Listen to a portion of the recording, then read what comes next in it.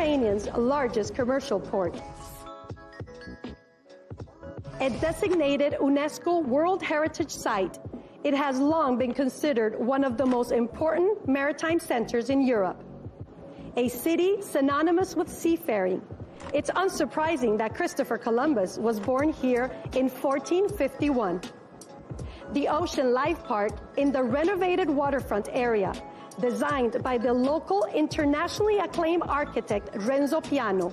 The port is also known for hosting the Genova Boat Show. More recently, the city's rich history in art, music, and cuisine saw it named European Capital of Culture in 2004. Nicknamed La Superba, the city can take a claim for being the most beautiful, but it is for sure the yachting capital of Italy. And it's a contender to take over as the European capital of sport. And Genova is the scene today for the arrival of the last boat in the IMOCA fleet for the 14th edition of the Ocean Race. But it's a very significant arrival. 11th Hour Racing Team will be the winner and will lift the trophy on the stage shortly after they pull into the harbour and dock in to our grand finale in Genova. Joining me for the arrivals today is Thomas Julien, the class measurer for the IMOCAs. Thomas, thank you very much. We've been waiting quite a while here, haven't we? And the crew of 11th Hour Racing Team have been making some good progress through the Mediterranean, but they've been at sea for a while. Yeah, hi, Niall. Very nice to be here. Yeah, we have been waiting quite a fair bit, and we've been hot on the land. I'm guessing they've been really hot on the boat as well, but they got some great news this morning. Yeah, absolutely. They know that they are going to be the winners, and it has been a real journey here. This ocean race journey, it was anything but plain sailing. Let's take a look. We've completed a lap of the world. What a start from Alicante to Cabo Verde. Fast and furious through the Gibraltar Straits, and then a drag race to the finish. So we're on our long haul south now. We discovered that we had 2 broken battens, and we also have a hole in the main. It was Holcim PRB who were the early pace setters, a sign of things to come in terms of their early consistency as the teams arrived in West Africa. And we're happy to be here and happy to get the Ocean Race campaign off to a good start. The fleet then sailed south to Cape Town. Always a tricky journey. Doldrums to negotiate and into the southern Atlantic. Yeah, now we're very much in the thick of the doldrums. We're just working our way downwind. Okay! A little cheers to Neptune. A very, very stressful night. Our A2 ripped from the top completely to the foot, and we had to stop the boat. 10 days ago we were 200 miles behind, and now we just crossed within a mile. Leg 2 saw an unexpectedly close finish. Once again, Holcim PRB took maximum points, ahead of closest challengers Beaterm and 11th Hour Racing Team.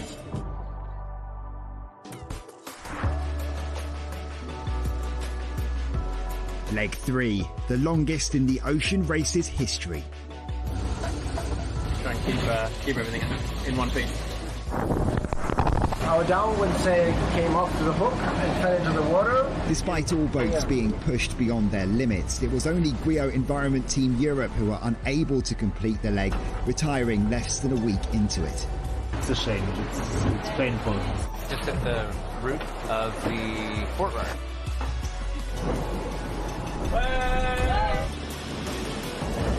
Having picked up maximum points at the midway scoring gate, Holcim PRB were beaten to the final finish line by Team Milizia. Heroic efforts on board 11th Hour Racing Team and Beaterm saw them cross the line 48 hours later. These first 3 legs were dominated by Team Holcim PRB, coming away with almost maximum points. But with that 3rd leg victory, Team Milizia were close on their heels, all to play for after a mammoth amount of nautical miles amassed.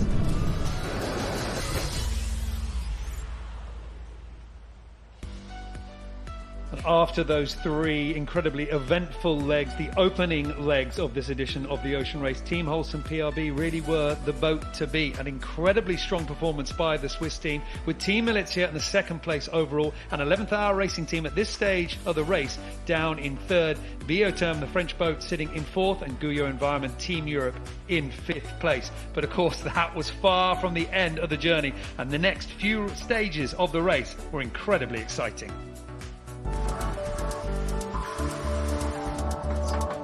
Legs 4 to 6 of the Ocean Race could not have been much different to the legs which preceded them. The teams began moving up the coast and out of the southern hemisphere. Fine-tuning sort of conditions, we've really got to work for every little bit of speed. You see 11 hour, we're in a match race. This leg saw 2 dismastings. Holcim PRB, 10-10. We've lost our mast. No. We still can see 11 hour, so it's very exciting. We're neck to neck all the time. The business end of the leg was a close-run thing for Team Milizia, but ultimately a fairy tale win for 11th Hour Racing Team. Feels amazing to win this leg. I mean, take a look around. I mean, there's droves of people. 11th Hour Racing! With the top 3 now closer than ever, the result of leg 4 put a decisive spin on an action-packed double points transatlantic leg. We just experienced a 40-degree shift in 2 seconds. Not the easiest stuff, huh? There were speed records, sleepless nights, with things beginning to fall apart. The wind is strong, and we've got no wind instruments, we've no idea what's happening. With the rest of the fleet having issues, 11th Hour Racing Team could really take advantage and begin to gain control of the overall lead.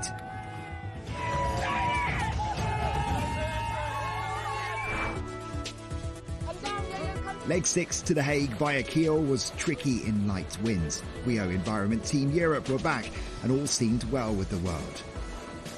We're just coming through the most manic crowd. It's amazing to see how many people down here. Once again, a very tight finish to the leg, with only minutes separating all boats to the Dutch shores. Probably one of the most stressful finishes. Lots of current against, not much wind. We're not gonna make it. A reversal of fortunes from legs 1 to 3 saw the struggling Holcim PRB dislodged at the top of the leaderboard, replaced by 11th Hour Racing Team, who won all 3 subsequent legs. Winning 3 legs in a row won't mean anything if we can't close the deal.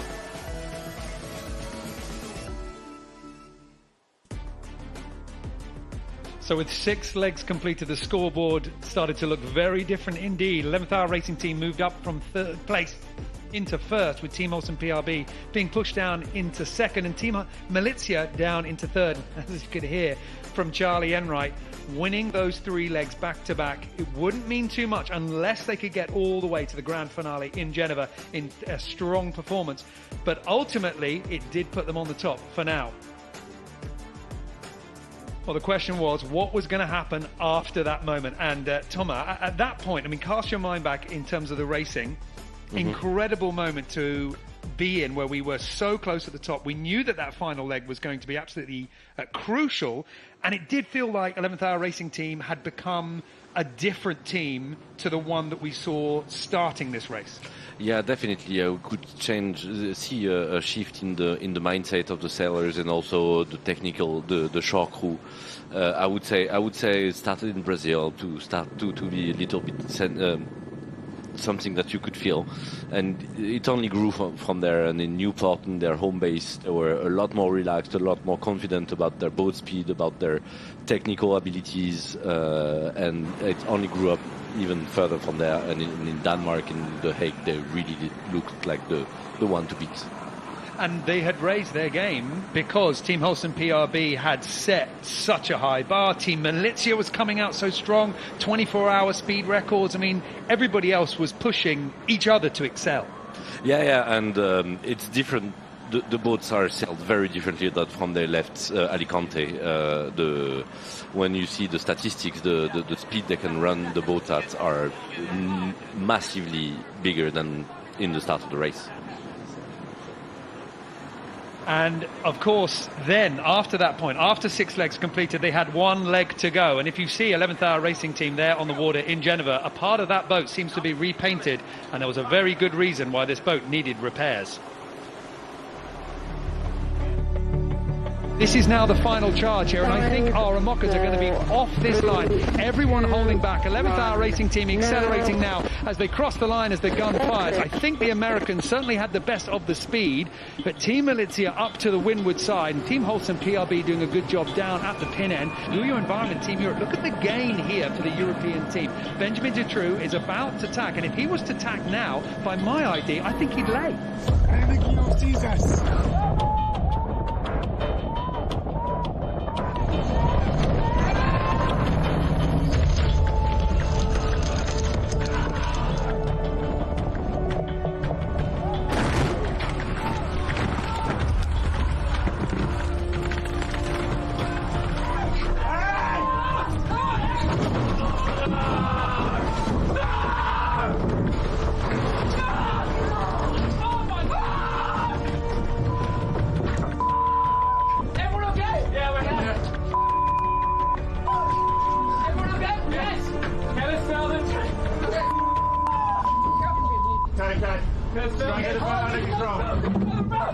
There's another boat. Yeah, okay, we're good. Stay down, stay in this angle, stay in this angle. Okay. This is absolutely incredible for 11th Hour Racing Team. That is some serious damage to the stern port quarter, and you can see what it means to the sailors. There is a lot at stake here in terms of the points and the trophy for this edition of the Ocean Race. This was the moment, 11th Hour Racing Team realizing that they needed to turn, but ultimately being stuck in that position. And Giro Environment Team Europe with the bear away, and all happening a little bit too late to actually clear the stern of the American boat. Now, there is an enormous impact on what this could mean for the race.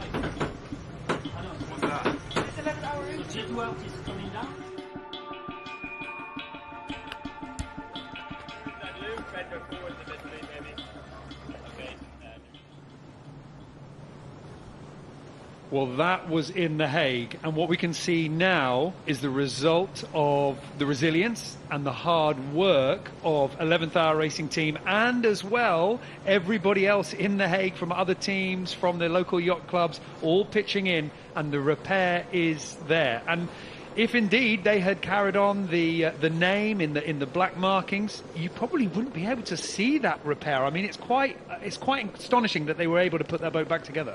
Yeah, it's they did an amazing job in a little less than 3 days in The Hague to put that back together, and actually the boat is now structurally sound as it was before, if maybe a little heavier and needs a little paint job, but you couldn't, apart from the paint, you couldn't see that there was ever a problem.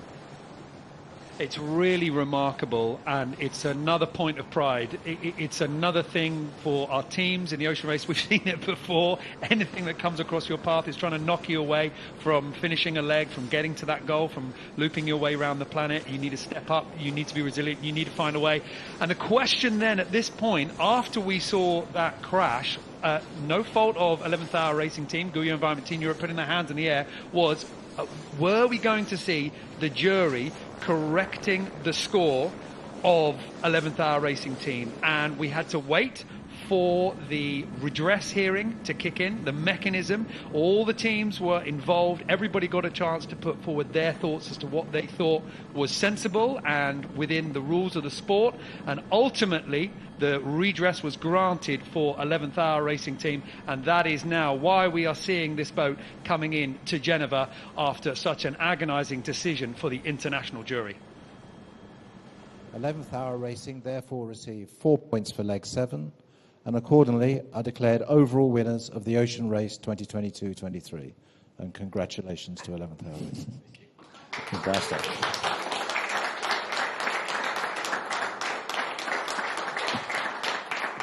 It's been an emotional few days, and I think for me, our team has been entirely focused on the preparation and trying to not get too far ahead of ourselves.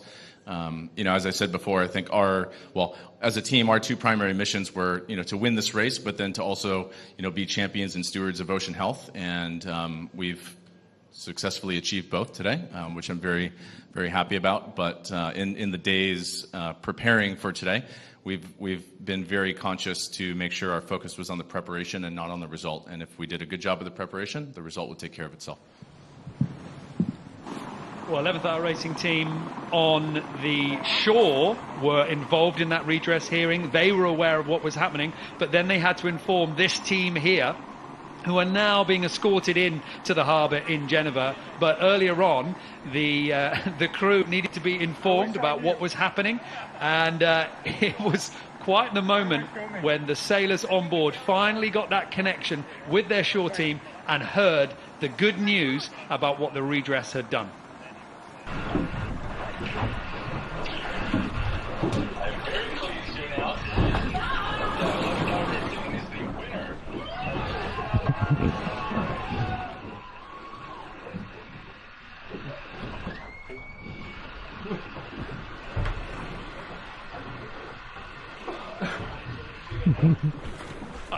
Thomas, it is quite interesting, like the reaction from these guys. It was almost quite muted at the moment, and then the celebrations came out. It does take a while to kick in. Yeah, I think it took them a while to realize. In a way, they were kind of expecting it, because that was the logical thing to do from the jury, but there's never any certainty, and you're never sure. It's like any judgment. And I think, it takes them a while to realize what they've just done. And they've been working so long and so hard towards this goal that, I think it takes a while to kick in. And they're also in their own little bubble. I mean, they've been sailing through the Mediterranean. They've been chasing the other IMOCAs coming in here into Genova, but they've been delivering the boat. When they got that news, they were off the shores of Genova with no one else around. It's kind of surreal. You want to hug someone, you want to hear a well done, but they've had to wait for this moment where finally we can escort them in. Yeah, exactly. Usually when you're winning a race like this, you're passing a finish line with lots of people around, and your team, your family around you. And they were just amongst themselves doing this. So, special feeling, I guess. And a special feeling for a lot of reasons. The hard work and all of the moments where it didn't look like it was possible. And now we have this moment where they know they are winners. And there is Francesca Klapčić, an Olympian, a two-time ocean racer, and now the first Italian to have won the ocean race. It's pretty significant in any sailor's career when you can go, I'm going to put that one on my CV. Yeah, I think not everybody can say this, and I expect a big hero welcome for her and the whole rest of the team, but especially from Francesca to be welcomed in Genova.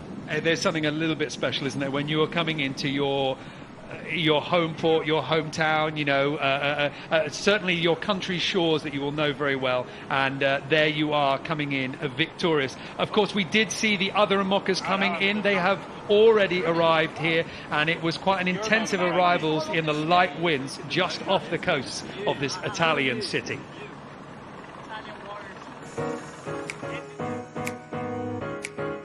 31,000 nautical miles, 105 days at sea, and now we finish. We're probably going to win the leg. Let's see. We have to finish it properly. Boris Herrmann, Will Harris, Rosalind Kuiper and Nico Lundgren have completed an amazing lap of the planet. Now they cross the line in first place on leg 7 and celebrate as a team once again. It's incredible to finish here in Genoa in the first place. We can't believe it, can we? I still can't believe it. There's no words. It was just, amazing leg, amazing way to finish this crazy race, I think. It has been a crazy adventure, and it's good to go back to normal life, but we will miss each other, and we will miss to be out at sea every day and see all the sunrise and sunset. We have the most sailors that did the whole race, the only female that did the entire lap around the planet, Rosie. And yeah, very proud of the team. Just such an amazing team. It's a privilege to work with them. That's their celebrations. They're able to do it now because they're across the finish line. The question is, who will be next? I would say that Bioterm has an advantage here in terms of angle to the breeze. There's enough breeze, just enough to bring them here across the finish line. Along with his crew of Mariana Labateau, Marie Rioux and Alan Roberts are here at the end of leg 7, the end of the ocean race journey, and they take second place in the grand finale in Genova. We try to long the coast to do the Biguden spoon, but the Biguden spoon didn't work well. So, but no, it was really interesting, and congratulations to Malidia, because they took a risk during the night, and it was a good idea. Cold beer and warm weather is bellissimo.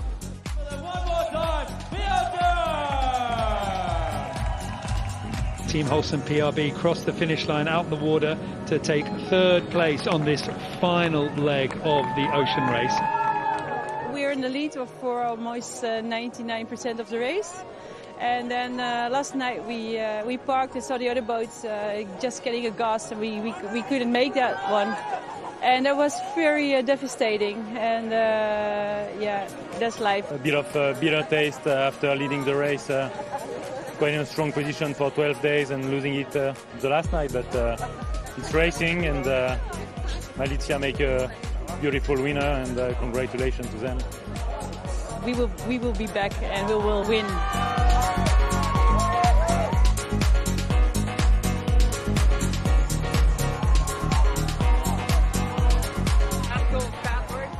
Well, that was the celebrations before. We are waiting for the celebrations today. An 11th hour racing team have started for a couple of hours. We know that the shore team managed to make it out to the boat as they were making their journey in.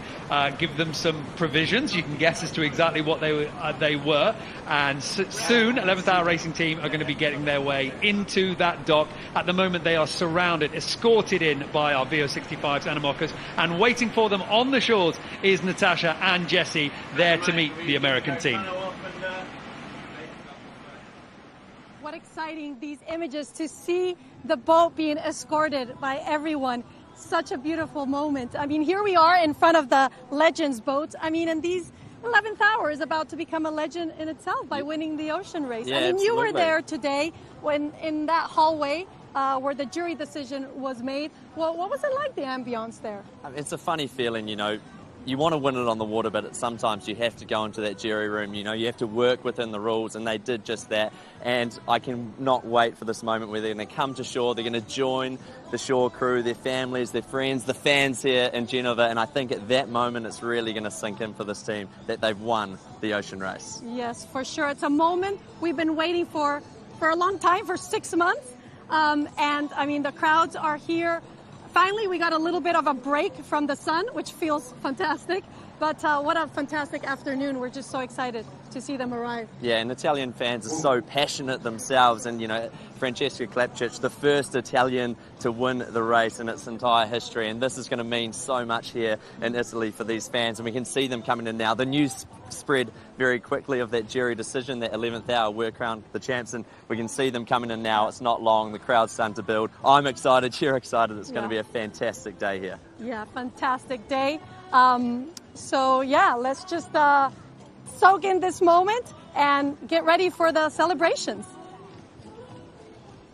Well, we won't have to wait very long because 11th hour racing team have rounded the entrance of the harbour and they are making their way in. And Thomas, I mean, as Jesse was saying, Francesca Klapčić, first Italian to win this race. We've had American skippers in the race before do well. But for Charlie Enright, he's been in the ocean race 3 times before. Now he's winning it, and this is the first American team to ever lift this trophy. Yeah, and it's very awesome for IMOCA as well to see a team coming from the US and stepping up their games in this essentially French class historically. And they've come to France, they've learned a lot, and now they're really running on their own. They don't need anyone to hold their hand anymore. Basically, they can really make the right decision about how to make their boat evolve, and they stepped up their game, because they're also coming from the VO65 that were one design boat, so it's a new aspect of the game. They were maybe less experienced with in development of a prototype. They had a lot of ocean experience, obviously, but maybe a little less than some of the team to develop a boat, and you could see their progression throughout the race, that this part of the game, they own it. They have no issue with it. How much have we seen that from all of our teams? Like you say, 11th Hour Racing team, an ocean race team, done the race 2 times before. Certainly the majority of them have. I mean, Jacques Boutel's won it before on Dongfeng Race team. And then, as you say, the French IMOCA class come in. How much has the IMOCA class been learning from the ocean race family, and how much has the ocean race family been learning from the IMOCAs? I think the learning curve for both sides is huge. I think the French IMOCA side learned a lot about how pacey you can get in a program, and how fast you have to develop, and how many problems and challenges you have to overcome in such short time. In the end, 6 months to do all they did is not that long of a time. And then I think the ocean race world learned that you can break stuff. It's not the end of the race. You can either build boat very strong that never breaks, or build them a little lighter and accept that they will break at some point, and you will repair and get going again. And that has been traditionally more the French way of doing things. and I know that Charlie and his team were a bit puzzled by this in the beginning, because that's not their culture, but they've grown to accept it, to master it, and I think to love it as well. And that's why I think we're seeing 11th Hour Racing team being victorious here, because it is a team, I mean, like all of our teams, I wouldn't want to cast anyone out, but they have evolved. They are not sailing in the same way that they were. Obviously, technically, they've learned more about how to use their foils, how to use their sails now than they were back in the beginning of January, but also just sort of coming together as a team. You know, what we saw of their personality and their mood, it has changed. Yeah, absolutely. I mean, we don't know everything that happens on board, but we can see, I think, both of us during the stopovers, the mood between the shore crew and the sailing team, and how they come together and work in harmony and unison to make the boat faster. And every start of the leg, you can feel some pride in the face of the shore crew to have delivered the best possible package to the sailors for the next leg, and you can feel that in every team, and almost every leg they're all coming to me and say the boat has never been so good as today. And I think it's true. I mean, at each leg they improved a lot, and the sailors in the way of sailing the boats, and the shore crew in the way of preparing them. And I think that really is why we're seeing, I think we can say why we're seeing this boat being victorious. In terms of their results, they won the last 3 legs. They had to get redressed for this one after that crash. But really, for me, if you talk about the pivotal moment in this race, you talk about why 11th Hour Racing team are coming in to pick up the trophy. I go back to the Southern Ocean and all those rudder problems. Okay, that's a very good reason to suspend racing, pull into port, and make sure everything's okay. The mainsail ripping in half, that's another good reason why you should come in. Deployment lines for the foils, but the team somehow, with the advice of the shore crew, working at a distance, found a way to keep going. Yeah, and it says a lot about resilience of those people on board, is that give them a hammer and a screwdriver and they'll fix anything, basically. And a bit of string. Yeah, high-tech machines, but at the end of the day, a bit of chewing gum and a clothes hanger, and you can get something going. And I like the way that aspect of the race has not changed since 1973. The technology is more advanced, but sometimes what you need is you just need someone to say, give me a hammer, I'm going to bend this bit back into shape, and we'll keep going. And you need the courage to do that. Yes, because it's not only a racing boat, it's also a survival cell, right? So you don't want it to fail at the wrong moment. So you need some courage and some inventivity, and also a big support group behind you to let you know you're going to be fine. You're going to manage this repair. You're able to do that, and you will keep going. And because if you suspend racing, if they had suspending racing in leg 3, they would have probably came dead last in that leg, and maybe they wouldn't have enough points to win with the redress now. I think we can always focus on that last push, that last moment, those last 24 hours, what you did just before you got to the point of maybe lifting the trophy or not. But ultimately, we can go all the way back to those moments where they've managed to find these points. And I think it's beautiful to watch as 11th Hour Racing Team comes in just out of shot. In fact, we can see off the stern of the boat on the other view, all the VO65s, the Imocas kind of parading them in. Everybody knows that 11th Hour Racing Team have sailed a very good race. Team Holcim PRB also pushing them right the way to the limit in terms of speed. It's been amazing to watch those two teams with Team Malizia sort of trading advantages around the globe. Yeah, to have a great winner, you need great opponents, right? It's easy to win when you're the only one, and obviously all those teams deserve massive credits because their effort has been huge for the last 6 months, and even before that, because it's not only 6 months of the race; it's all the time before to prepare, to build the boat, to build the team, to make the mayonnaise grow of the whole thing, and Yeah, and I think everybody would agree with me that they're very worthy winners. It's not chance, it's not a stroke of luck that made them winners today. It's their sheer performance. And we know that because of how hard everybody else fought and how hard everybody else pushed them. I mean, Team Malizia getting the best 24-hour run, Team Holcim PRB constantly innovating. It's certainly in those first early legs and what they were doing with the foils, really setting a lot of pace. But now for 11th Hour Racing Team, they are about to come in to that pontoon. We can see Francesca Klapčić with the flag, with the Italian flag, coming into her home country. Jack Boutel on the bow, previous winner of the Ocean Race in the last edition with Dongfeng Race Team. And of course their navigator, Simon Fisher, another previous winner with Abu Dhabi Ocean Racing in 14-15. I mean, I think the biggest person probably that's been on the longest journey here is the skipper, Charlie Enright. He was with Alva Medica in 14-15. He was with Vestas 11th Hour in 17-18. Both of that campaigns had some real hardship, but he got the winning formula right now. Yeah, I mean, they all would deserve the victory, and if it was up to me, I would give them all a trophy, right? But no, Charlie's been going through all this and with such a fighting spirit. He told me in Newport when they won the first time they won a leg, coming in Newport, he told me, yeah, it's a great feeling to win a leg. I can't wait to have the same feeling in Genova when we win the overall thing. And he told me with such confidence and such certainty that this would happen. Yeah, it was. Yeah, it was moving to hear that. He said something similar to me as well in one of the press conferences where I asked him, is it dangerous to imagine yourself at this point lifting the trophy, would that jinx it? And he simply said, I've been imagining lifting the trophy since I was a small child.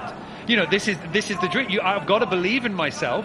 Otherwise, why would I go that hard? So I think Charlie coming in here, standing on the back, holding the dock line, the journey to get here, it's not the last 24 hours. It's not this last leg. It's not this last 6 months. It's years, long before his entry into the Ocean Race in 14-15. He has been on a real journey here. And there is somebody else, I think, that deserves an awful lot of credit, which is his, I want to say, sort of partner in crime, his childhood friend, Mark Towell, who will be on the dock, managing this team. He's been certainly Charlie's right-hand man. I'm not sure which one gives the orders, but they're very much in sync in terms of what they have been trying to do. And probably one more person to point out here is Irish, James O'Mahony, at the back of the boat, steering the boat in terms of the repair that we've seen, the modifications that need to be done to this boat. James and his shore crew, we can see there in the white cap on the tiller, all those things coming together. Management, shore crew, sailing skill, all coming together for this. It's a massive team sport. I mean, I don't know if people realize how much of a team effort it is, and I'm not talking about the 5 people on board only. There are more people in the team than there are sailors. Yeah. And you can have put together the best crew in the world. If the management, the technical, even the commercial aspect of it is not up to standard. The logistics are not up to the task. You're not going to win that race. You need everything to come together and to work in harmony in order to be where they are now. And they also needed everything to work together at absolutely incredible speed, pulling shifts over the night just to repair the boat to get it to this point. They haven't raced here to Genova. They have delivered this boat to Genova. In a sense, they have raced because they wanted to get here today. They wanted to get here before the import race, before the awards night. They wanted to be here. And now they are. That's the crowd on the pontoon here. Francesca Klapčić flying the flag for Italy. Simon Fischer, the British sailor, he has done the ocean race many times before. This is his 6th time as a competitor. He's won the race before back in 14-15 with Abu Dhabi Ocean Racing with Ian Walker, the British skipper. And now, of course, the American flag coming out because this team, as an American team, the first American team to win the ocean race.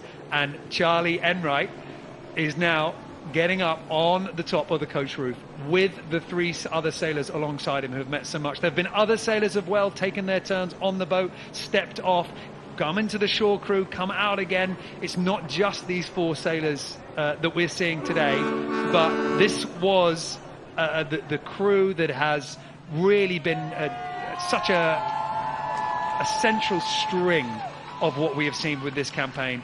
And for Charlie Enright, I'm sure he will be very proud of everybody on the boat and on shore with all the contributions that they have made. And you can see just how much it means to them.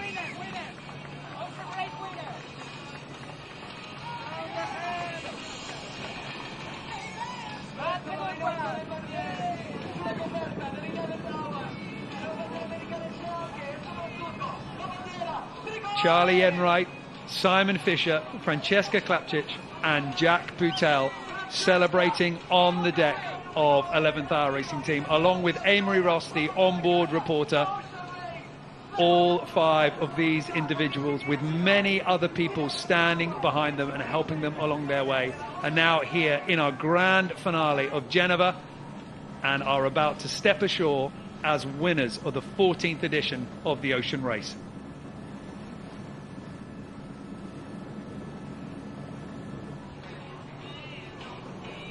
Amazing to see, to think that boat, they're about to step off that boat and just how much that boat has been their home.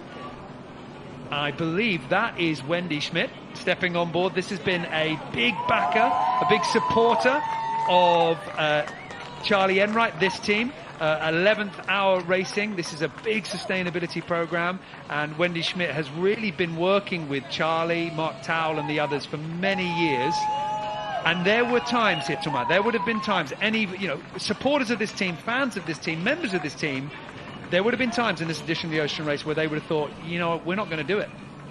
Yeah, I think after the first 2 legs, there were genuine doubts even within the team that they would manage to pull it off. And in Alicante, certainly they were the favorite to win. And then by the time we came to Cape Town, it looked a lot more grim for them in the following of the race. And even myself, I was a bit disappointed in a way. I think we were all surprised of their performance, and yeah, because I thought they were better than this, and they were.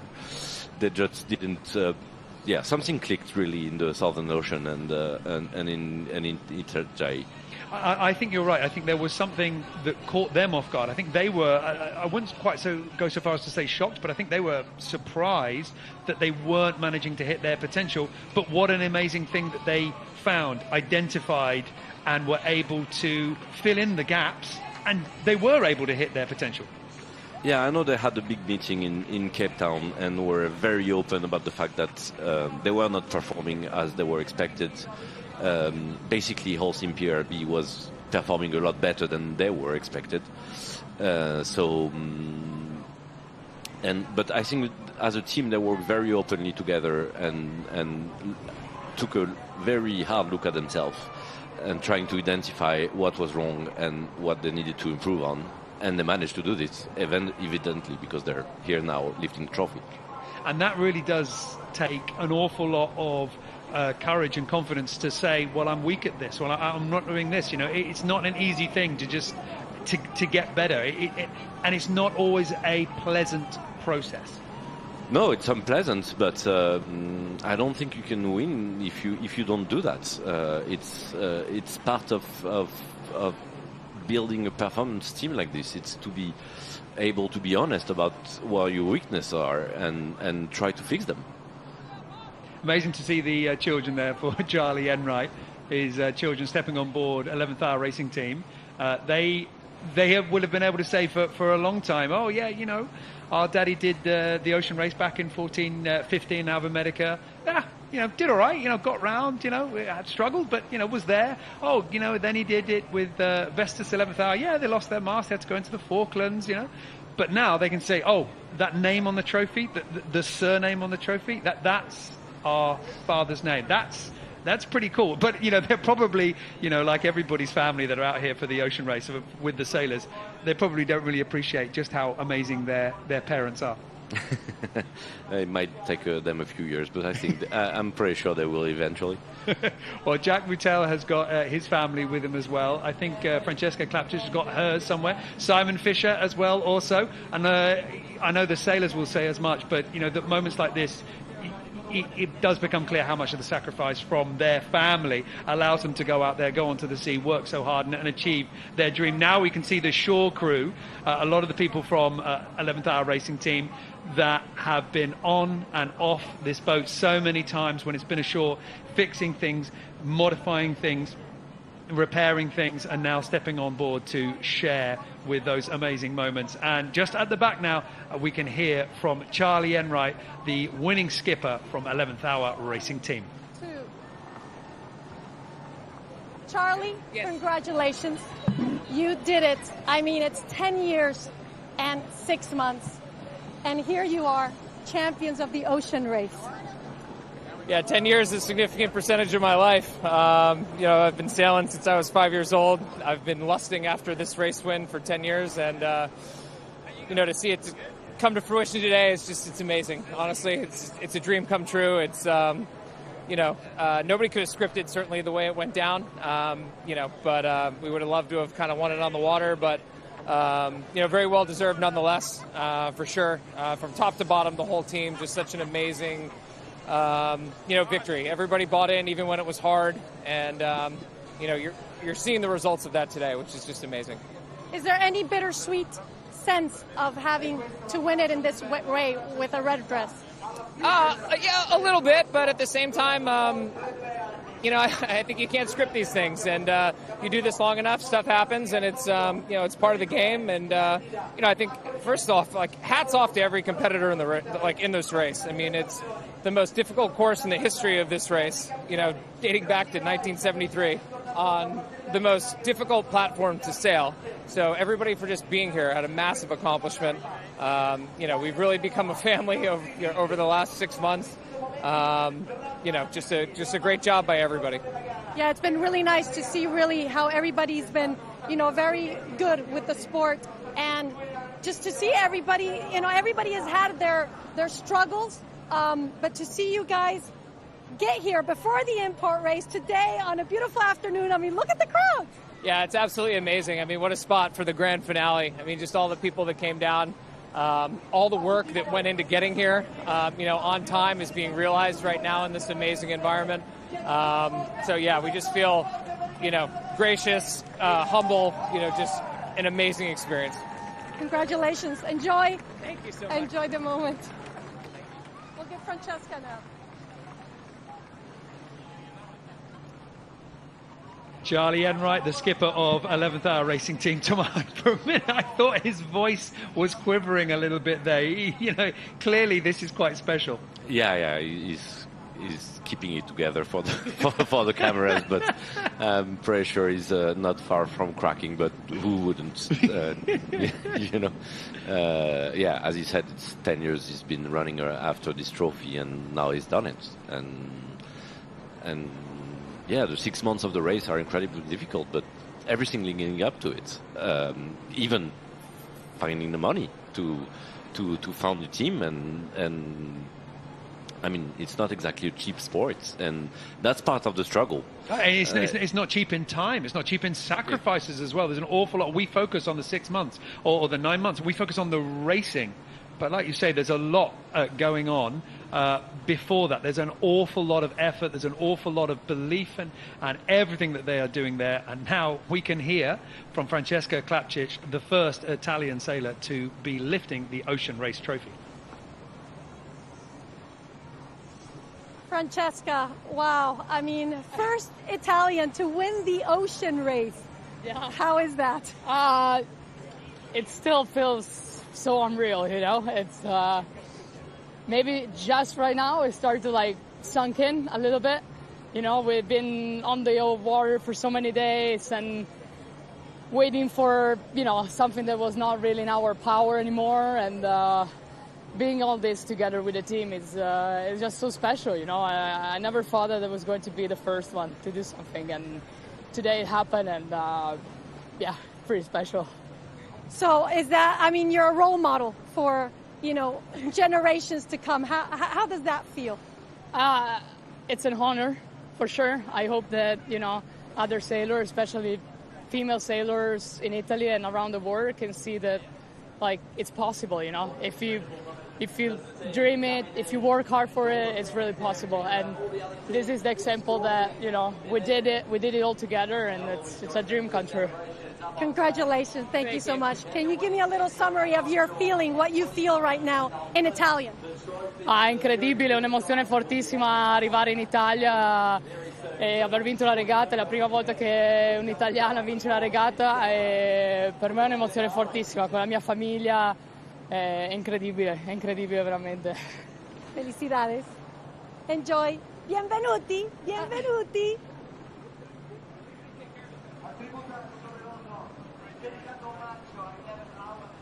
Francesca Klapčić with her child there on the deck of 11th Hour Racing Team, and again the emotion there. But it's interesting what Natasha was saying about, you know, being a role model, and all of these sailors will have had posters of previous winners, Olympians, America's Cup stars. It's funny to think that somewhere there's somebody watching this, and this will be the spark for their career. Yeah, absolutely. We can imagine the 10-year-old kid watching this from home and saying, "Oh, I want to do this one day," and I hope they do come along. It's nice. And of course, every single time that we do the Ocean Race, there's new names, there's new faces, there's new people getting their breakout roles. Rosalind Kuiper in this edition on Team Militia, Will Harris. You know, these are new people in the Ocean Race coming through. And Jack Boutel is you know, he's a young sailor himself, but he's fast becoming a very staple name, and somebody that, in terms of, if you want somebody that can fix anything out there in the Southern Ocean, whether it be rudders, booms, engine mounts, foils, whatever, you know, there's a lot of people here that will be aspiring to become these people, but a lot of teams that will be thinking, I want the best. And here we can see the best sailors in the world. Yeah, when we were talking about fixing a boat with a hammer, it's useful to know where to hit. And Jack is definitely someone that knows what to do in an emergency situation to get the boat going again. And that's one of the skills you need to perform in that race. And all of our teams, all of our skippers have been surrounding themselves with incredibly talented sailors. One of them, Simon Fisher, the navigator, now a two-time winner of the Ocean Race. Sci-fi, wow. I mean, a really long career, and here you are, you know, winning yet again, but, you know, this time it was more difficult, or how do you feel about this? Yeah, it's been a hugely challenging race. It's been incredible. Yeah, we went into this race knowing it's going to be a close race, and the level was going to be high, but I don't think anyone expected this race to be quite as close as it was, and the level of competition to be so high. So to come out at the end of it as the strongest team is fantastic. It's an amazing feeling. It's taken a little time to sink in, and yeah, but you know, the scale of the achievement by this team is incredible. We've been through a lot. We've had ups, we've had downs, but we've always been the team that bounced back, kept on improving, and you know, I think that's shone through, and that's why we got the result at the end of the race. Yeah, I'm sure that the sailing here after the repairs that you made, I mean, it was a bit of transition. It gave you time to really reflect for everybody on board. It was a good moment. Yeah. I mean, the last couple of weeks were quite difficult. Obviously, we wanted to win it on the water. We were on a roll. We were feeling confident, and we were really excited to go racing in that last leg. So it's been a tough couple of weeks, but I mean, the shore team did an absolutely incredible job to fix the boat up. You can hardly tell there's been a hole, and it was a big hole. And but from them finishing their work, we were straight on the water racing to get here in Genoa in good time. It was a pretty tricky forecast. There wasn't a lot of wind, but we did our best and got here a little bit ahead of schedule, which was nice. Took a bit of pleasure in that, and now we get to enjoy the moment, which is fantastic. Well, good job getting here ahead of schedule, because we do have the import race. Are you looking forward to that? No, absolutely. Any chance to go racing is a good one, and we still got a race to win on Saturday. So we're looking forward to going out and making that happen. Yeah, we look forward to watching it as well. Thanks. Enjoy. Congratulations. Thank you.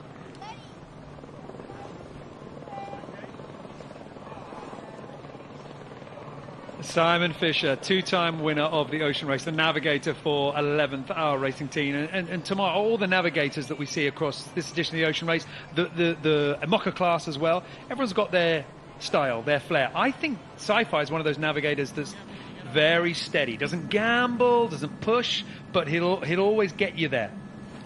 Yeah, as you said, we have different profiles, and also on this edition of the Ocean Race, I think the difference is the navigator has to be more versatile than before, because there are only 4 sailors on board. You can't dedicate someone 100% to navigating. So the navigator had to be before, but even more now, very good sailors themselves. Then they have to be able to trim. They have to be able to do a sail change effectively, and then go do the navigation as well.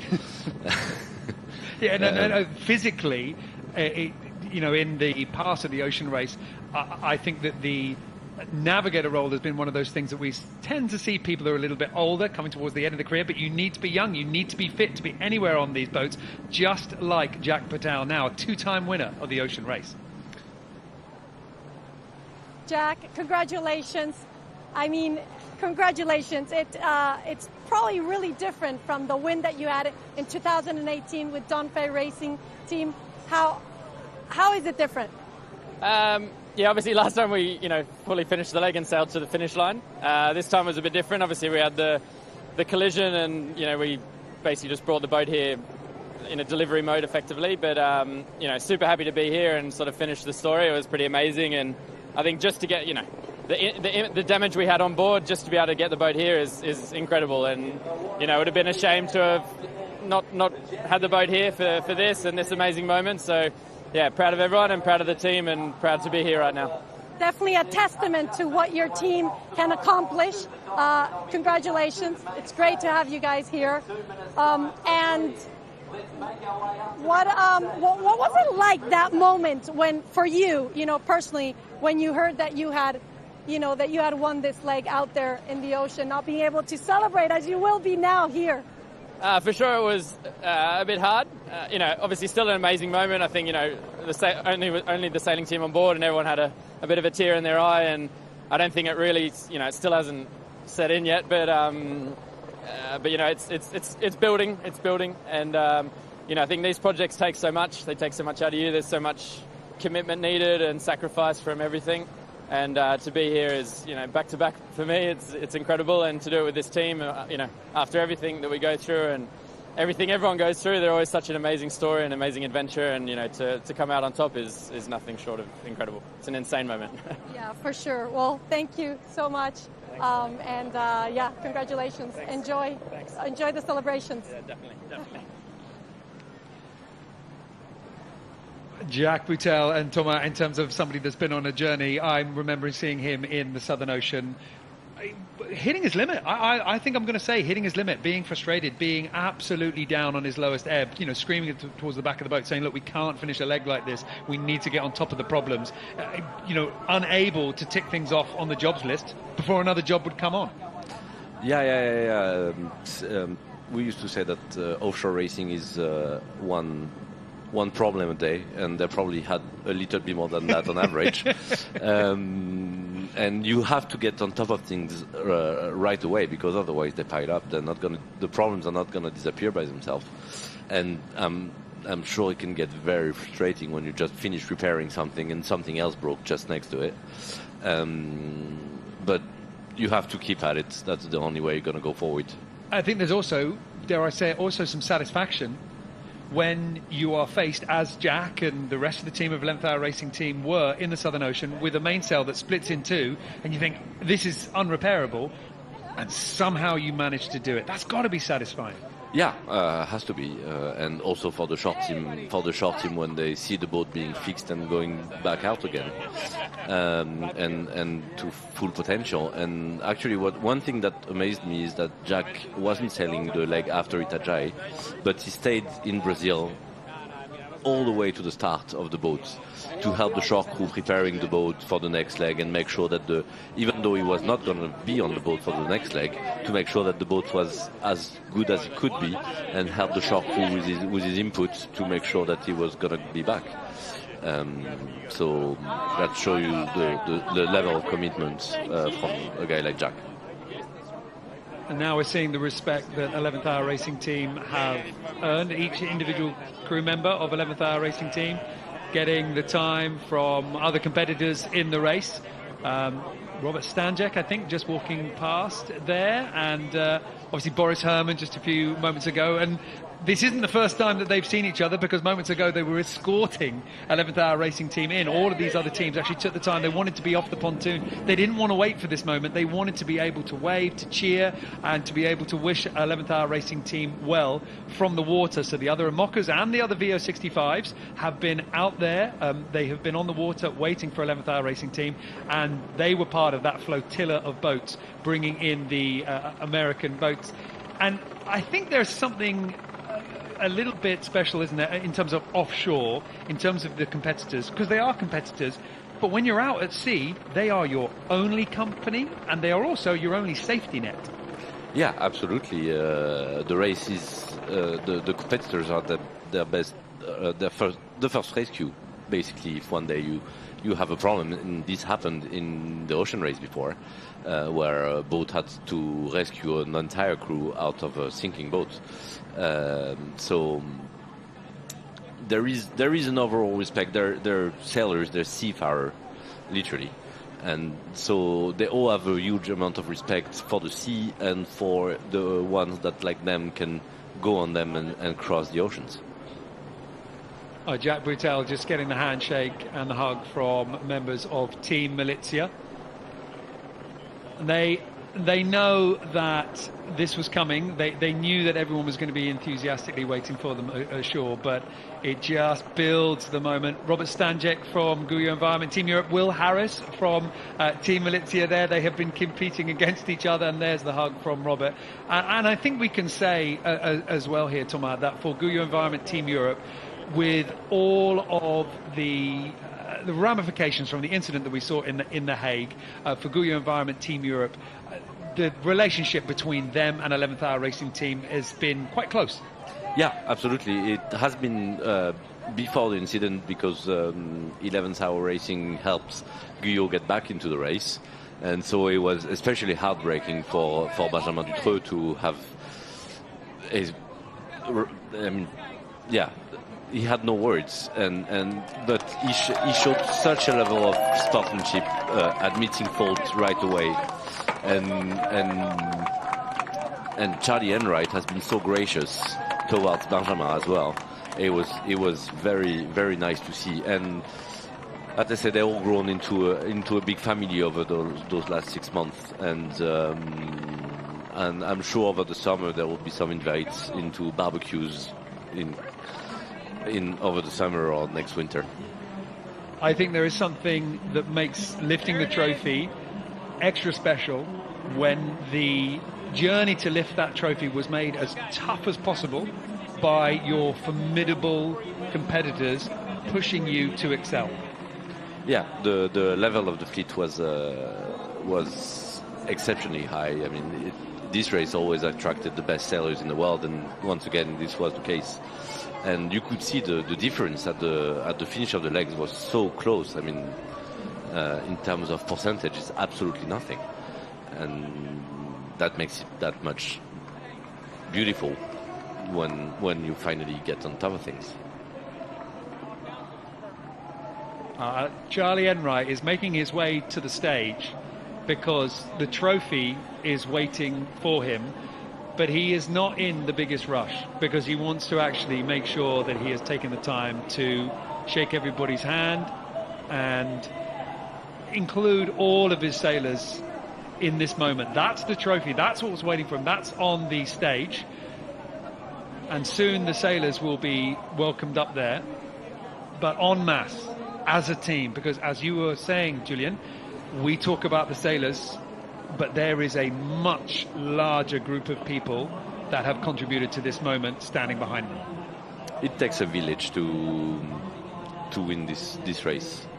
It really does. It's such a massive effort from so many people, and even more than people that are here in Genova. I mean, you had boat builders spending months in a shed building the boat. You have boat designers and engineers. You have such a big group of people coming together to get to that point, and it's a reward and a testament to all of them. Richard Brecius, the Ocean Race chairman, just congratulating the family of Charlie Enright. And you see Charlie beckoning everybody to come up. We always see this whenever we're giving out awards for leg wins, for import race wins. The skippers, they don't want to go up there alone. It's not a shyness. It's they want to make sure that they acknowledge, they know, and that everyone else knows it's not just me. You know, it might be my name on the top of the list, but the people below me, the people around me, are incredibly important. So they're getting themselves ready now to come up on the stage. Just being explained the protocol. We can see Simon Fisher there on the left, and the trophy is waiting for them. And this Ocean Race trophy grows in size with each edition. The rings at the top are added. Lord knows what we're going to do in 20 years' time when this thing becomes far too big to lift. We're going to be able to put a sail on it and put it into a boat as a mast. But at the moment, you know, they're going to be able to do it. Just in the background there, I can just see, just behind Francesca Klapčić with wearing the white hat, Anja Marek, the sports psychologist. We've mentioned the boat builders, we've mentioned the sailing crew and the management team, but this team have leaned on the science of the mentality of sport. Yeah, I mean, they have a science background with their all they do for sustainability, and they're also a big partner of the IMOCA class to try to get our sport in the right direction on all of that subject, and they approach everything they do very scientifically, and it pays, it shows today. Leaving no stone unturned, the accumulation of marginal gains, everything adding up, and the crowds are ready, and I think Charlie Enright can leave them waiting no longer. Charlie Enright goes up, Simon Fisher is next, Francesca Klapčić next onto the stage, and then Jack Boutel following, and the support team and staff ready to come up next as we get the award ceremony underway. Genova, l'abbraccio per I campioni della Ocean Race 2022-2023, 11th hour!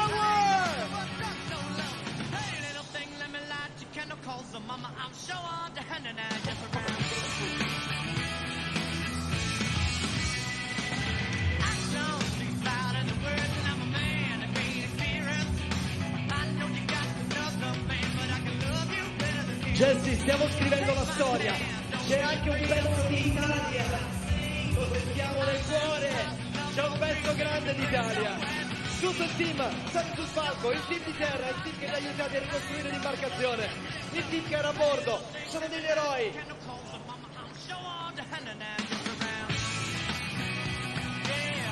We welcome the whole team out, what a team, 11th hour racing team.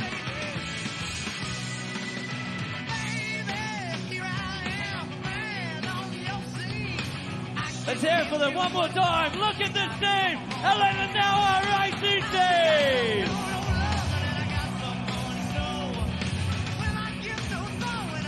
hanno distrutto tutto. Le prove le abbiamo fatte. Genova.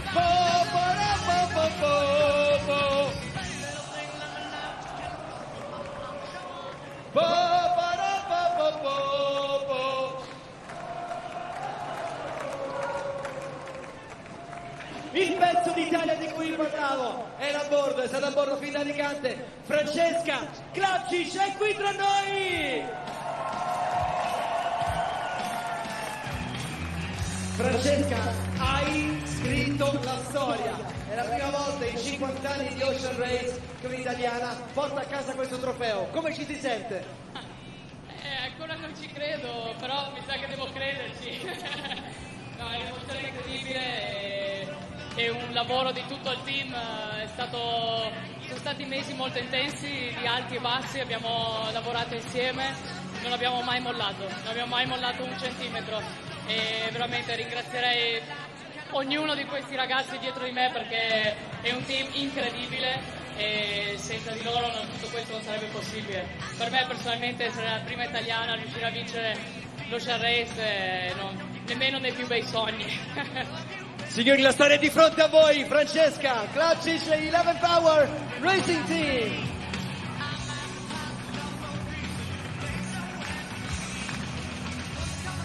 Congratulations, Francesca. Now with me, the winning skipper, Charlie Enright. Charlie, I saw you just having a look at the trophy. Your team's name is about to be engraved on that trophy, winners of this edition of the race. And I want to talk to you about this team. Just describe it to me. It must be a pretty amazing feeling to share this with them. Yeah, absolutely amazing.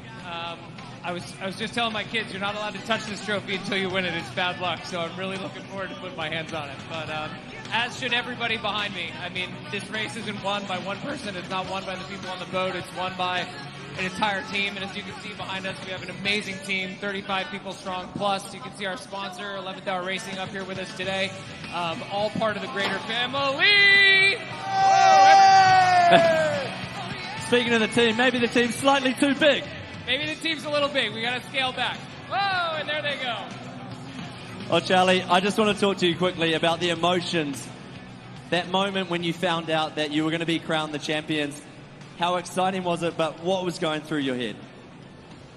Yeah, I mean, we're just talking about how this is a team sport, and for us to find out as 5 people on a boat over a phone was a little interesting. It didn't feel real until we got to kind of see everybody else and share the moment with everybody that was just such a part of making it happen. So, you know, we saw some of the short guys and the rib and then docking in and just this whole crowd. I mean, now it's starting to sink in. But it's taken a long time, certainly. Well, Charlie, you don't have to wait too long. The moment has come.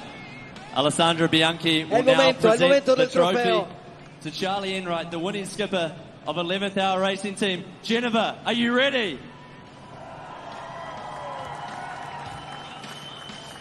Partiamo insieme, ci siamo allenati. Here we go, prima. Genova. Here we go. Genova, ci siamo allenati. Oh! Winners of the Ocean Race, 11th Hour Racing Team.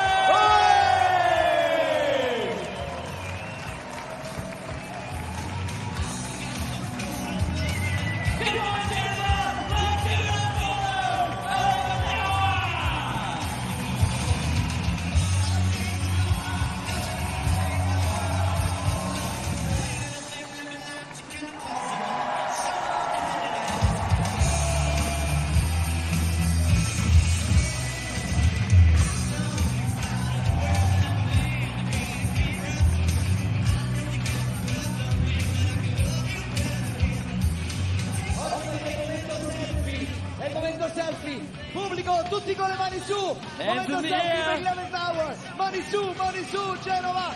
Stiamo entrando nella storia con loro. Sarete sui loro social. Saremo. Assessore, anche noi. Siamo qui. Vai, insieme a 11th Hour.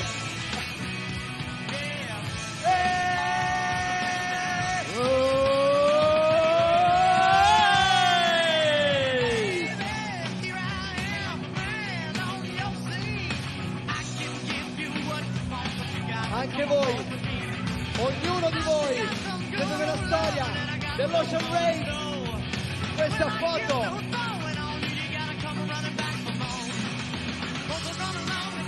Genova, Should we give them some champagne? Valerio, should we give them some champagne? Ma sì, champagne! Vai, che vengano le bottiglie di champagne!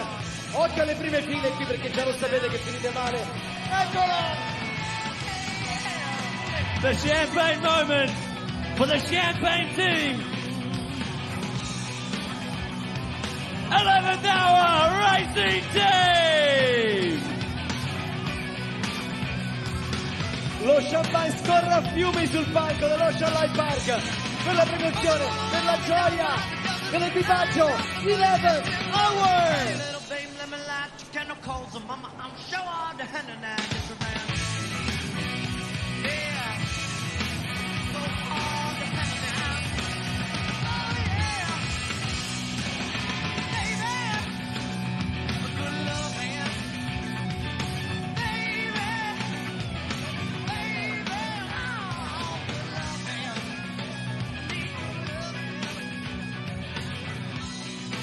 Ocean Race, we can face that way. A picture for all the friends.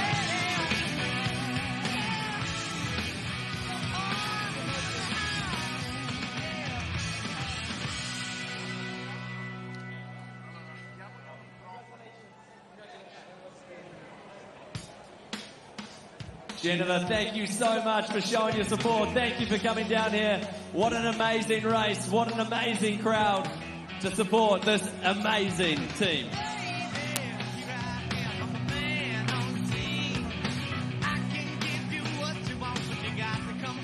11th hour racing team, we can face the audience at this cup.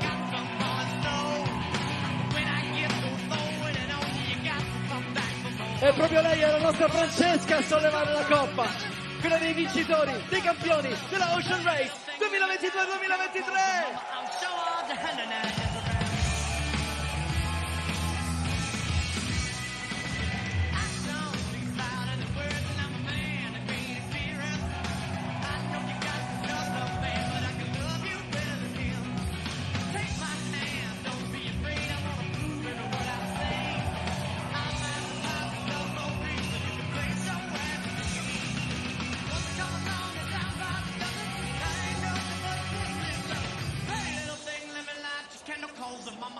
Simon Fisher!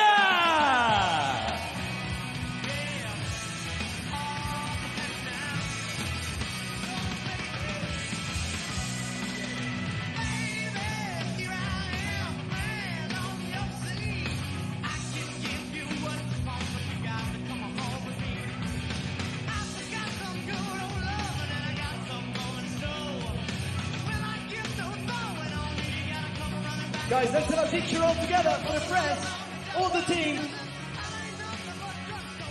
all the amazing team of 11th hour, all together, to the cup. A picture that will make history.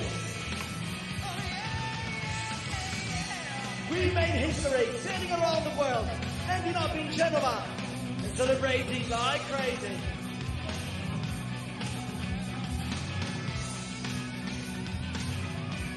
Questa è la fotografia. 2, 1. Hey!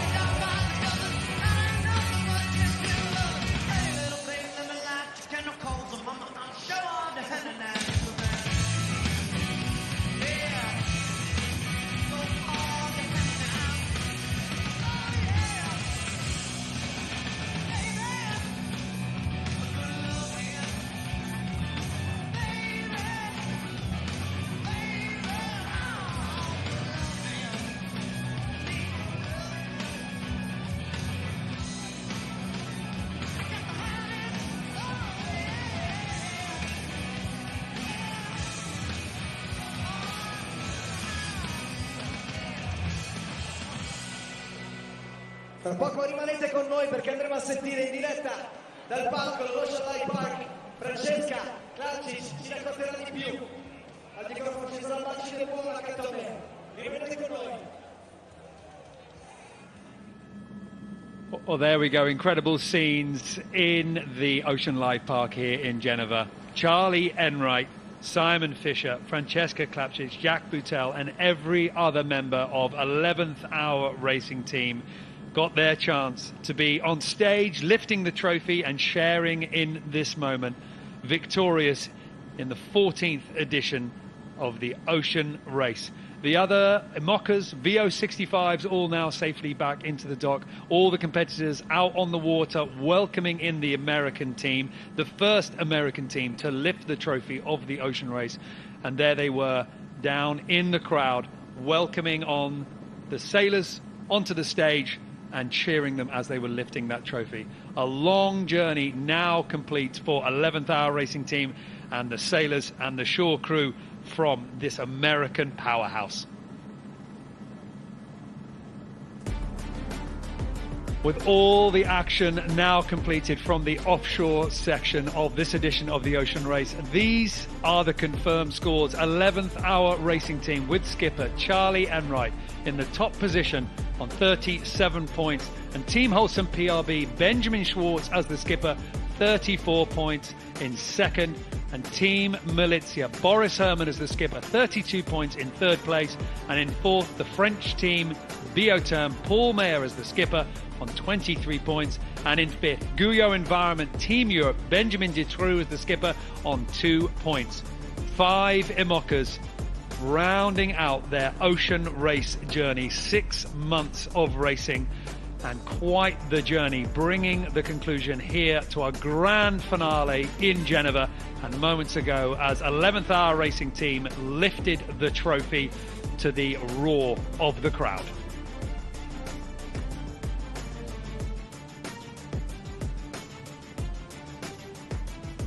But the drama is not quite over, even though the overall trophy has been awarded to 11th Hour Racing Team. There is still the final import race for both fleets, the IMOCAs and the VO65s, and that will be on Saturday on Eurosport 2 at 1200 CET. Well, the boats are going to get themselves ready for that import race, but what an incredible journey for all of our teams, all those miles behind them. And 11th Hour Racing Team have had to wait many years, but now they can finally call themselves Ocean Race Champions.